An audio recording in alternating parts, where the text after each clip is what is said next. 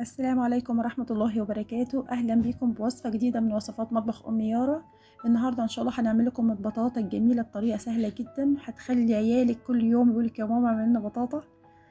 طريقة سهلة وجميلة جدا وبسيطة، بس أهم حاجة ما تنسيش اللايك والشير والاشتراك في القناة. يلا بينا نبتدي الوصفة. معايا 1.5 كيلو من البطاطا مغسولة كويس خالص ومتقشرة بالسمك اللي انتوا شايفينه ديا، ومعايا 1.5 كوباية من اللبن، 3 معالق كبيرة من السكر، و3 معالق كبيرة من جوز الهند. معايا معلقتين زبدة زائد نص معلقة سمنة صغيرة، وكيس فانيليا. نبتدي مع بعضينا اوريكم الوصفة بتتعمل ازاي. هي سهلة وبسيطة جدا يا جماعة، وحلاوتها يعني جميلة جدا.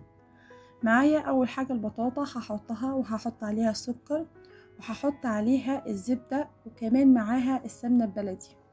تبقى جميلة جدا لو حطيت لها معلقة صغيرة من السمنة البلدي.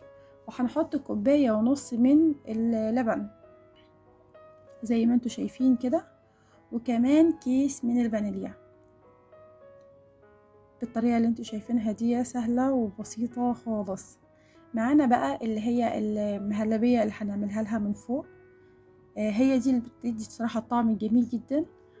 معايا 1 كوباية لبن، ومعلقتين من النشا، معلقتين كبار، ومعلقتين من كريم شانتيه. لو ما فيش كريم شانتيه ممكن تحطي كريمه لباني، ومعلقتين سكر، ونص معلقه من الفانيليا.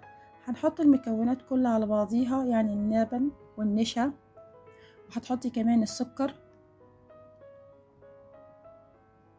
والكريم شانتيه زي ما اتفقنا. لو ما فيش كريم شانتيه هتحطي كريمه لباني بودر عادي، يعني هتبقى كويسه جدا. وكيس الفانيليا بتدي نفس الطعم، بتدي نفس القوام ونفس الطعم. هنقلب المكونات كويس خالص على البارد. هنرجع تاني للبطاطا. هنطمن ان هي استوت، هتبقى مهروسة جدا بالطريقة اللي انتوا شايفينها دي. يعني لما تشغليها كده هو على نار هادية هتبقى معاكي جميلة جدا واستوت بالطريقة اللي انتوا شايفينها. انا جبت اللي هي الهراسة وهرستها كويس خالص لغاية ما نعمتها بالطريقة دي زي ما انتوا شايفين. وبعد كده حطيت عليها جوز الهند اللي هي 3 معالق كبيرة من جوز الهند، بتديها نكهة جميلة جدا مع السمنة البلدي والزبدة. يعني جوز الهند جميلة جدا، نقلبها زي ما انتوا شايفين. دخلتها في البطاطا زي ما انتوا شايفين، خليت الجوز الهند تختفي. انا كنت عاملة الخليط ده، كنت عاملاه على البارد الاول وقلبته كويس، ودلوقتي شغلت عليها النار وقلبتها زي ما انتوا شايفينها لغايه ما طلعت بالقوام اللي انتوا شايفينه ده، يعني عامل زي المهلبيه بس على تقيل سنه مش كتيره.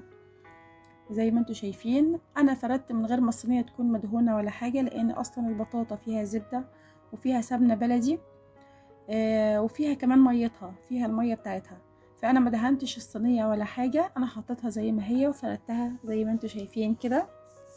وبعدين سويت الصينيه كويس خالص عشان تطلع لي ان هي يعني السمك بتاعها كويس. حطيت عليها خليط المهلبيه اللي انا عاملاه.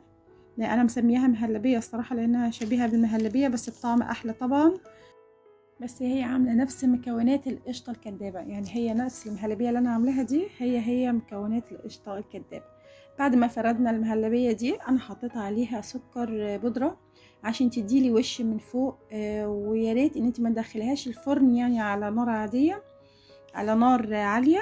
لا انت تشغلي عليها الشوايه بس، لان هي كلها مستويه في بعضيها، فمش محتاجه ان انت تدخليها الفرن، بس حمري الوش زي ما انتوا شايفين ده بعد ما طلعتها. وطبعا الطعم بتاعها تحفه وحكايه ملهوش حل اصلا. يعني الوصفه هي عجبت اولادي قوي، بس انتوا ان شاء الله هتعجبكم.